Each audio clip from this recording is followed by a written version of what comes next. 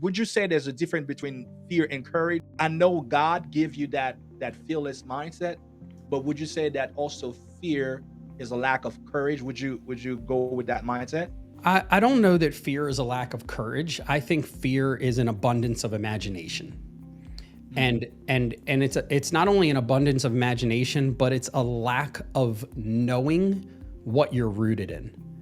Because like when we start believing and knowing things to be true, we suddenly stop fearing them.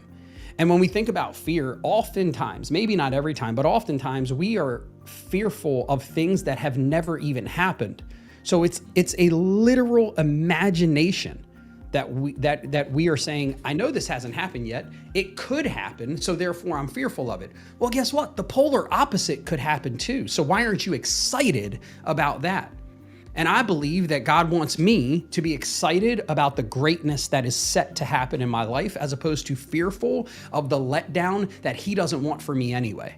So, yeah, I mean, and then when you think about courage, goodness, be courageous. Be courageous, be bold, step into uncertainty, because there's a difference between being fearful and understanding that there are still things that you don't know and you're not supposed to know. And uncertainty is an okay thing. I tell people all the time, they come to me and they say, man, I just feel lost. Congratulations. How could you possibly be found if you weren't lost first? You should be excited. You are that's on good. you're on the cusp of an amazing journey.